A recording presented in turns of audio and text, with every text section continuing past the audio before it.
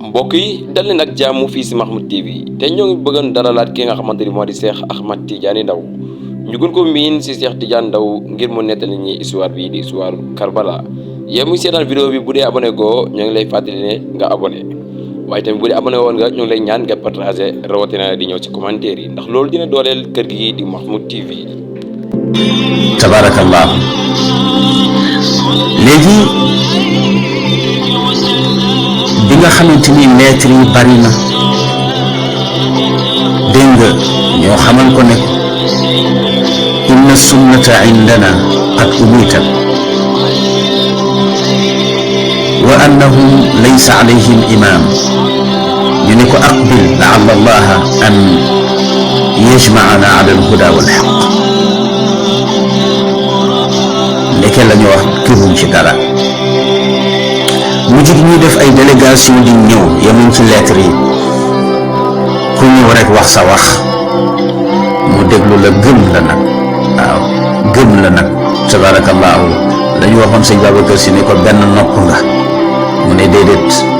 lu la waaye wax rek nga gëm ko mu ne dama foog ne nag jullit warul fen looloo tax su jullit waxee man rek ma gëm ko loolu moo doon tolluwaay Seydina Xuseyn mag ñi ñëwoon di wax gëm ni ñëpp amul benn ñaaw njort ca ñoom ndeke ñoom lañ doon wax gëmuñ ci dara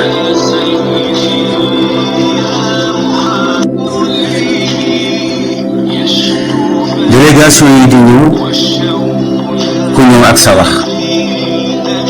ba mujj gi Seydina Xuseyn daal di am yéene ci fekk si leen mujj na ñi nga xamante ni jaayante nañu ak moom lu jiitu muy dem Irak di leen fekki àgg nañu ci 100,000 personnes yoo xamante ni jaayante nañu ak moom wan ko ne ko Yazid ak gouvernement existé wu ci ñun gëmatuñu ko ñun ki ñu gëm mooy yow ndax sa baay nekkoon ak ñun fii ak sa mag ndax fa la Seydina Alioune gouverné ba mu fa jógee 6 mois yi Seydina Hassan toog foofu la gouverné kon nag yow ñëwal nañu meloon ak sa baay ñu mel kook yow jàppale la su ko defee nga dundalaat fi sunna defaraat xol yi tarbiyewaat nit ñi Seydina Hassan d'accord ndax jullit moom ku ko woo ci njub mu fekk si la ca la yebal nag doomu baayam di Muslim ibn Aqil ne ko demal nga vérifier ma ba xam ndax lettre yi ñu bind ak délégation yi fi ñëw li ñu wax dëgg la wala déet Muslim ibn Aqil tabarakallahu cofeelam ci Seydina Xuseyn ak ni mu ko bëggee woon ak ni mu ko fonkee woon mu nekk Baay Faalam jóge Makkatal Mukarrama dem Irak ca Kufa tabarakallahu demin bu jafe sax ndax booba tukki yombul lu tax li yakshifa lahu xaqiqata amri ahli al-Iraq mu digal ko nag ne ko loo xam ci ñoom rek bind ma lettre ndeysaan ba mu yeggee mu wàcc ca waay bu baax ju ñuy wax Hanit ibnu Urwa ci gàttal parce que lii lépp waxoon nañu ko wante dañu bëgg a toppaat ndànk rek pour waxtaan bi gën a leer ba mu wàccee ci Hanit ibnu Urwa moo doon njaatigéem moom Muslim ibnu Aqil tabarakallahu mu commencé dajale nit ñi di waxtaan ak ñoom ba am fa lu tolloog 18,000 personnes yoo xamante ni dollee ko nanu ci la jotoon a jaayante ñoom ñépp xalafu lahu la yansurunnahu bi anfusihim wa amwalihim ñu giñ ni Muslim bu Useynu ñëwee daa ñu ko jàppale ci suñu alal ak suñu bakkan. bu laajee alal lu ñu am daañu ko joxe, bu laajee suñu bakkan daañu taxaw ci wetam jihaad ba ñun ñëpp ñu dee ci wetam, mais duñ ko seetaan benn yoon. tabarakallahu bi mu ñëwee mu ngi fekkoon gouverneuru Kuufa booba saxaabi yu bu mag la bu ñuy wax Nu'man ibn Bashir. waaye Nu'man itam xam na darajay ahlu bayti rasul ba tax mu rafetal lewet lool ci seen wàll, jox leen xorma, mësul tàngal jëm ci Muslim ibn Aqil. ba ñu bind buuru jullit ñi ca Shaam te mooy Yazid ne ko sa gouverneur bii de di Nu'man ibn Bashir dafa mel ni xolam dafa jàng jëm ci Xuseyna ak ndawam lii fi dikk. campagne nañu Kuufa ba daanaka kenn gëmatu la fi. ca la fal nag saay-saay bu mag bu ñuy wax Ibnu Ziyad. Ibnu Ziyad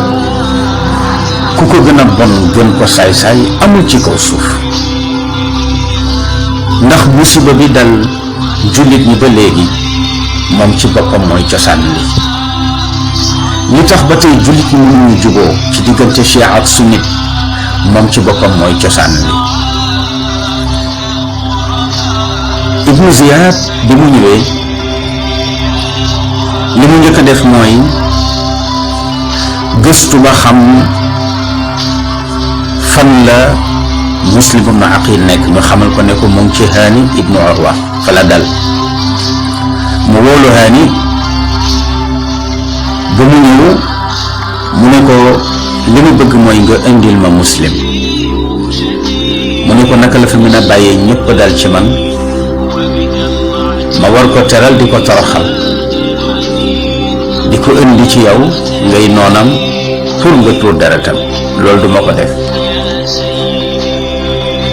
mu ngi yoroon benn xeej ci loxoom, mu daal di koy dóor Hani gaañu ko. loola merloo nag ay mbokkam ndax kilifa la ci dëkk ba. mbokk yu jóg ànd ak Muslim ibn Aqil ñu encercler palais bi, révolté ba Ibnu Ziyad tiit na ba jàpp ne moom kay jeex na, tey moom seen nguur daanu na fii ci Kuufa, mënatuñ fi am dara, te moom sax bu sàgganul daañu ko jàpp otage ray ko. wante njuuma la woon ci politique, mu xam ne irakien yi dañu bëgg xaalis, ay nit yi àdduna lañu. mu woo seeni kilifa,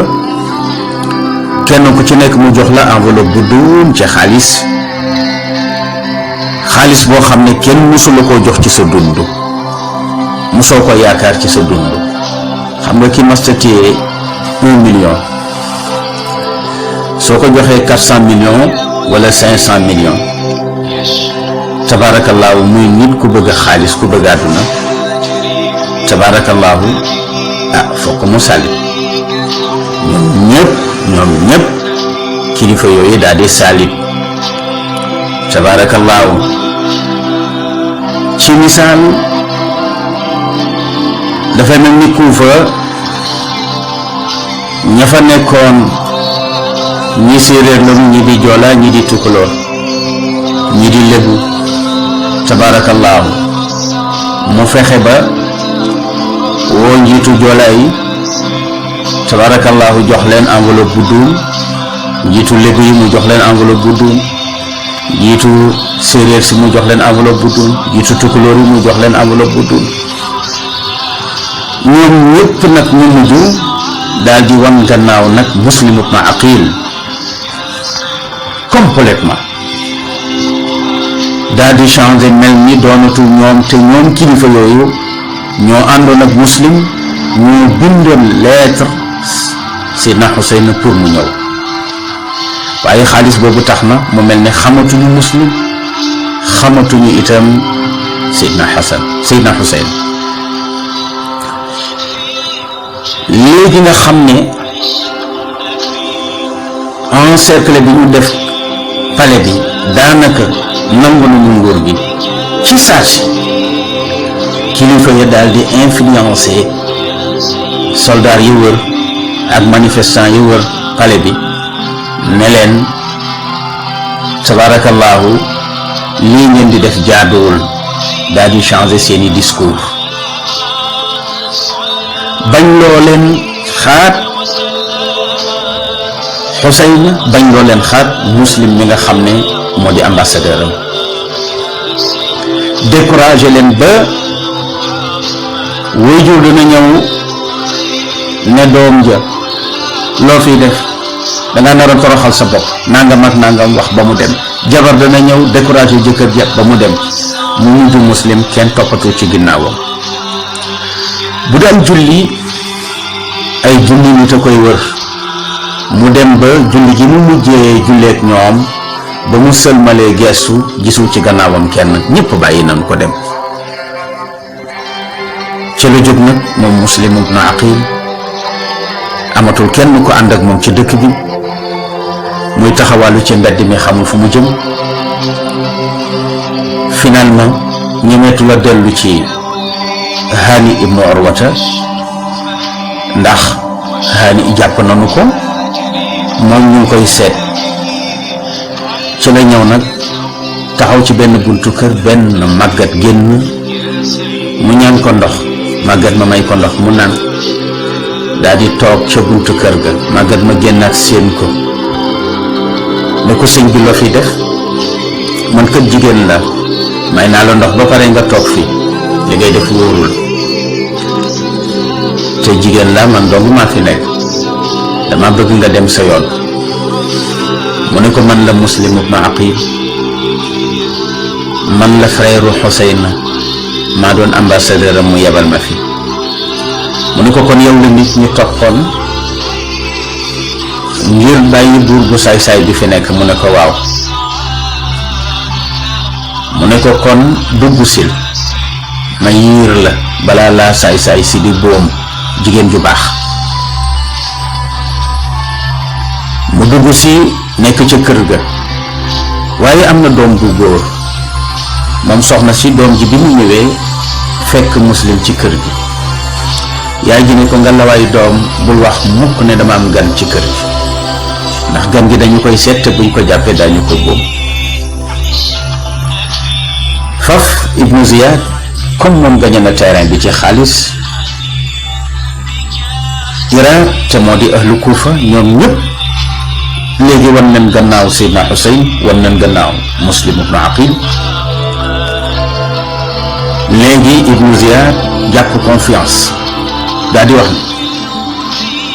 képp koo xam ne indil nga ma Muslim ibn Aqil dana am neexal bu ma lay jox. tabarakallahu doomu soxna soosu daal di dem ci ku ñu wax Ibnul Ash'ar, daal di koy déey ne ko ki ñuy seet sama yaayu ko fat. tabarakallahu ñu yebal ay soldat ñu ñëw encercler kër gi. ca la meer ba yëgee ne doomam war na ko, waaye Muslim ci njàmbaaram xeex na ak ñoom, mënaluñ ko dara, ba finalement dañu ko ñaan négocier ak moom ne ko tegal sa ngànnaay, tabarakallahu jàmm rek nga fiy am, duñ la def dara. ñoom ay nitu parole la boo leen waxee rek ñu gëm, waaye ñi mu seqal ay warkat la. mu teg ngànnaay li, ñu war ko jàpp ko, daal di koy takk yóbbu.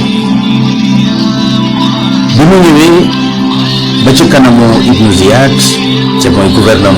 gouverneur bu bees bi ñu fal, saay-saay bu bon bi, mu xamal ko carrément ne ko daañu la rey te dañu lay rey. mënoo ñaan ba duñu la rey, mënoo am feneen fooy jaar ba duñu la rey. foofa nag Muslim fi xelam dem mooy lettre bi mu mujjee bind Xuseyn, daf ko ci wax yu rëy, wan ko ne ko amal confiance nga ñëw, ndax fii ñëpp yow la ñu àndal. te effectivement noonu mu ko waxee woon noonu la amee ndax booba lii xew ci jënd kilifa yi Ibnu Ziyad jotu ko def jotagu ko woon a def. lettre boobu yegg na Seydina Xuseyn liir na ko bu mu ko liiree ba noppi moom itam mu jàpp confiance tabarakallah moom itam war a jóg pour ñëw. jóg na ci décision boo xam ne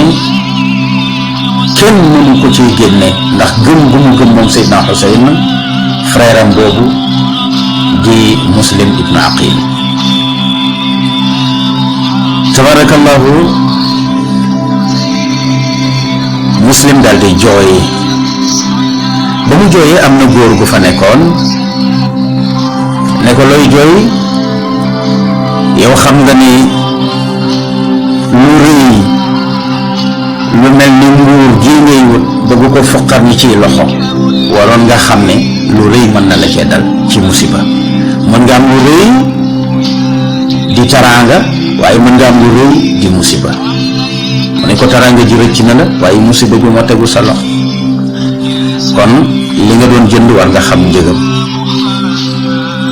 Muslim ne ko jooyu ma ngir bu xat. mu ne ko kon looy jooy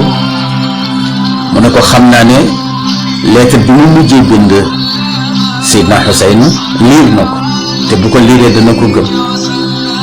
te fokk mu ñëw te bu ñëwee xam naa ne lu gën a bon li ngeen ma def ngeen koy def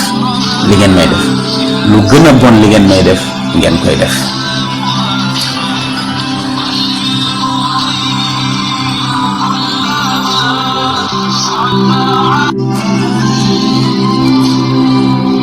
tabarakallahu loolu la Muslim tontu waa jooju ko waxoon ne ko looy jooy mu ne ko li may jooy du dara lu dul xam ne ngeen toroxal ma aayul waaye ngeen toroxal Xuseyn moo gën a metti toroxal bii ngeen may toroxal. ma yëg ne bu ngeen ma reyee Xuseyn dana ñëw ngeen rey ko te mënuma taxaw palaasam li ko waroon a dal ma looloo ma metti loolu lay jooy. foofu la waxi Ibnul Ash'ath ne ko ndax doo ma dimbali am ku ma bindal lettre mu yónnee ko Xuseyn balaa yegsi ndax bu yegsee rek Ibnu Ziyad dana ko rey ndax mooy noonam bi gën a rëy. foofa Omar ibnu Saad ibnu Abi Waqas daal di dugg si mu gis ko. Omar ibnu Saad ibnu Abi Waqas nanu ko bàyyi xel. Saad ibnu Abi Waqas ku jàng histoire yonent bi war nga dégg turam kenn la ci fukki yu yonent bi waxoon ne daañu dugg aljanna seen àjjana leer na lu jiitu ñuy faatu fukk la ñu. Alaaji Maalik wax na ko Zubayrun al-xulafa Saadun Saidun Abu Ubaydata Talhatun summa ibnu Awfihim. Saadun boobu mooy Saad ibnu Abi Waqas. Saad ibnu Abi Waqas doomam di Omar moom nekkul ci camp wu Seydina Xuseyn waaye dafa nekk ci camp wu Ibnu Ziyad ak Yazid maanaam ci ñu bon ñi la féete. te wax dëgg yàlla koo xam ne sa baay muqaddam la woon jege loolu yonent bi ñu seexal ko ba xamal ko àjjanaam lu jiitu muy génn àdduna kooku doomam yonent bi rek la war a àndal doomu yonent bi rek la war a àndal surtout yonent bi rek la war a àndal. wante nag Omar ibnu Saad ibnu Abi Waqas moom mu nga nekk ci camp Yazid. naka la ko Muslim gis ne ko yaa Omar mu ne ko labbayk mu ne ko inna bayni wa baynaka qaraba mu ne ko yow waa Quraysh nga Quraysh yi piir nga te itam am na nu mbokk bu jege maak yow mu ne ko waaw mu ne ko xam nga kon ñu rey Xuseyn gàcce la ci yow mu ne ko waaw fekk mu ngi làqatoog moom nag ci booru palais bi di ko déy ne ko xam nga ni ñu rey Xuseyn gàcce la ci yow mu ne ko waaw mu ne ko kon fexeel ba bind lettre bu détourné Xuseyn mu bañ a ñëw ndax bu ñëwee dañu koy rey mu ne waaw baax na def na ko wala defu ko wallahu a'lam. mu ne ko bind ko nga wax ko ne ko inna ahlal kuufa kaddabuuka wa kaddabuuni. na nga ko xamal ni ko waa Kuufa fen nanu ma, fen nanu la ñu waxoon génn nañu ci alal rek la ñu gëm, adduna rek la ñu gëm, jënd nañu leen, kilifa yëpp jënd nañ leen, kon nag bu mu ñëw. ci la nag tourné daal di ñëw xam ne fokk ñu rey ko, mu daal di ñaan yàlla ni allahumma ahkum baynana wa bayna qawmin gharruuna wa xadaluuna. ndeysaan bi mu ñaanee ñaan gi ne yàlla nga attee sama digganteeg nit ñi nga xam ne ñoo di waa Irak, war nañ sonal nan ñu bàyyi ñu, seetaan nañ ñu, dugal nañ ñu ci musiba. foofa nag la ñu attee ci moom rey ko, ñu yégal ko ca kaw pale ba, fa gën a kawe ca pale ba. Ibnu Ziyad jox benn waaye jaasi na ko daggal bopp bi, soo daggee bopp bi ba bopp bi dagg ñu bëmax ko mu ànd ak bopp bi jóge ci kaw pale bi daanu ci suuf tas. noonu la ñu reyee Muslim ibn Aqil. rey nañu ko, waaye Seydina Xuseyn xamu ci dara, moom mu ngi dundee yaakaar ak kóolute gu mat sëkk, tabarakallahu, war a départ nag tabarakallahu pour ñëw. la mu njëkk a def moo di dem ca Kaaba ga wër ko, ba mu fa jógee mu dem Madinatul Munawwara ziyaara maamam tabarakallahu, war a départ nag pour ñëw. waaye lu jiitu muy jóge Makka, Yazid waxoon na gouverneuru Makka ne ko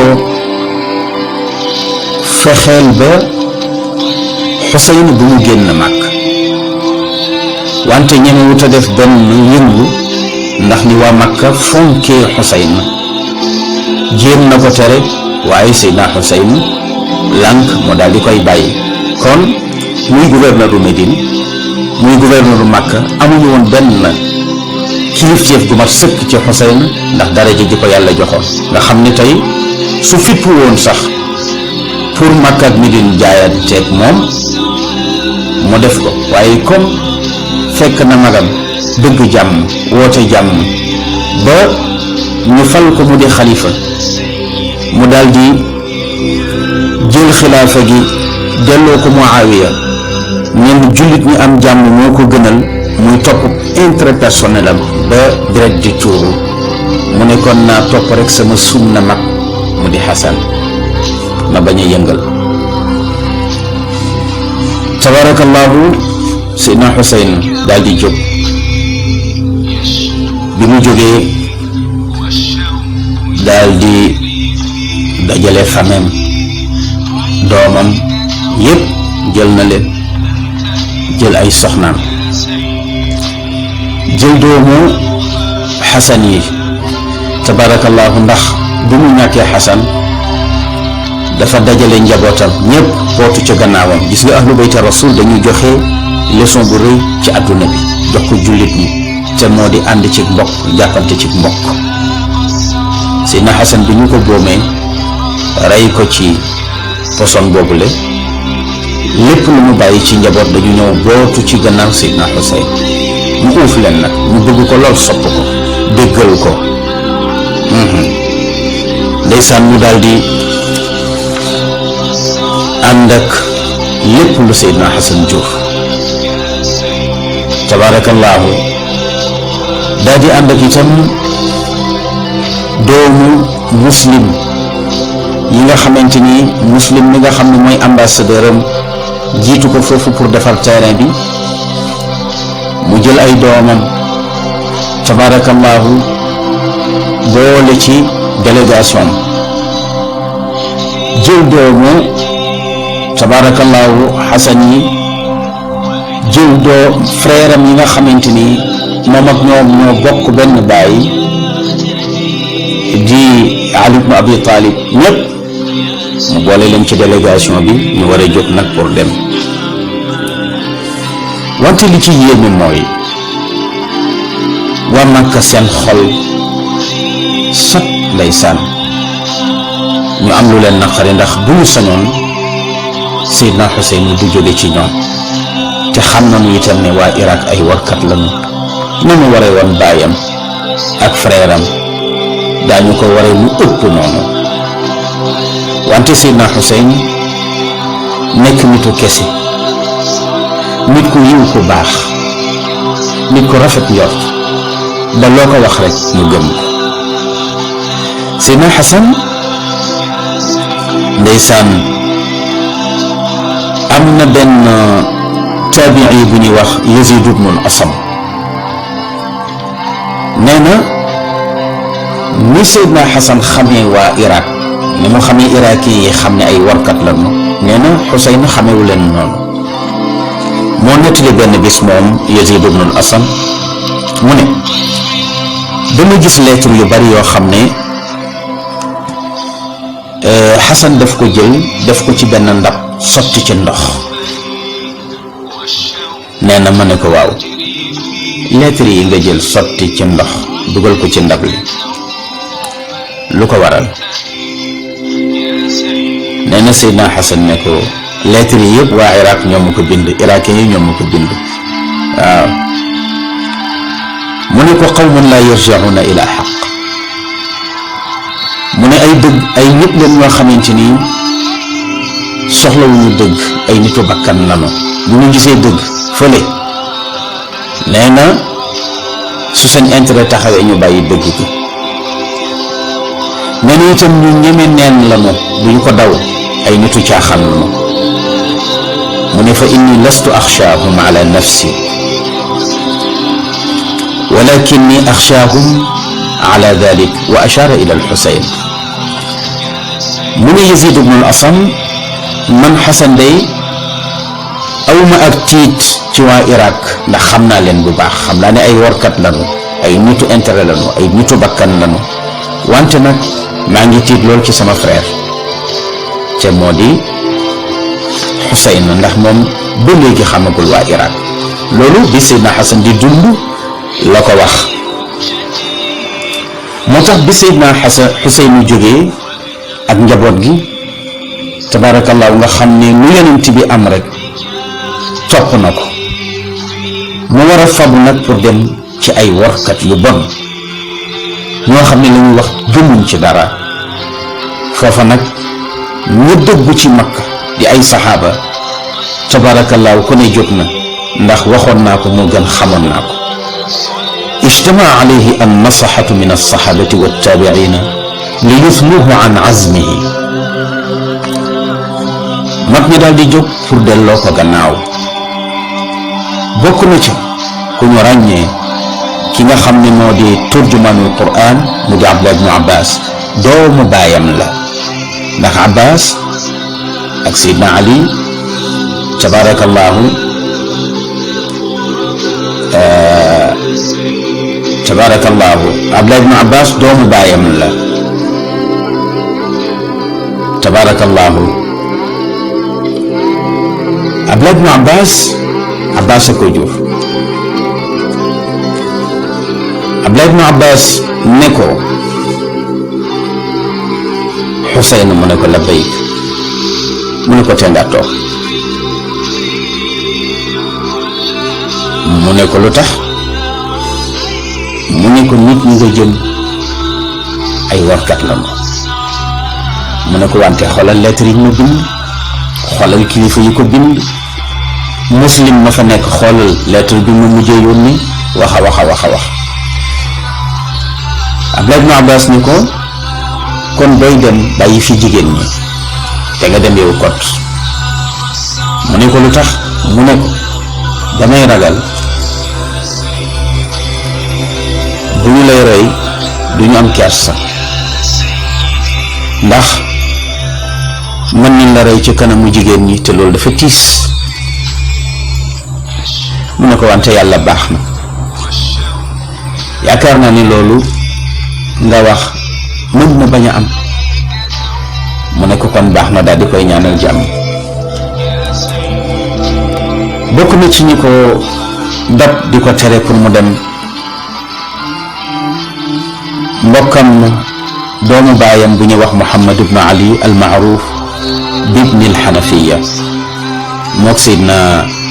Xuseyn ñoo bokk baay waaye Fatima juru ko. nee na ko toogal mu lànk mu ne ko waaw yow sama frère nga lu tax doo ñëw ànd ak man mu ne ko parce que dama xam ne ci danger nga jëm li may mën mooy tere la mais du ma ànd ak yow sama doom du ànd ak yow. Xuseyn mu ne ko labbayka mu ne ko toogal ñi nga jëm duñu ay nit ñu wóor waaye Seydina Xuseyn dégluwu ko. Abdullah ibn Zubayr bokk na ci ñu ko tere tabarakallahu ne ko fi nga jëm ñoo rey sa baay ca waxtu fajar te itam lu bon lu sa mag dégg ñoo ko wax kon moytu leen waaye déggalu leen. bokk na ci ñu ko doon tere Abu Saïdin al-Xudri saxaabi bu mag boobu wante déggalu ko ba tey. bokk na ca ku ñëw Abdullah ibn Omar doomu Omar ibn Xataab la moom bi mu yëgee ni Seydina Xuseyn départ na daanaka ba mu koy dab fekk na mu jéggi lu ëpp 80 kilomètres ba mu ko fekkee fa mu ko fekk la mu ko wax moo di ne na wàññeeku wax na wax a wax ba sonn mais Seydina Xuseyn d'accord ak moom mu retourné tabarakallahu.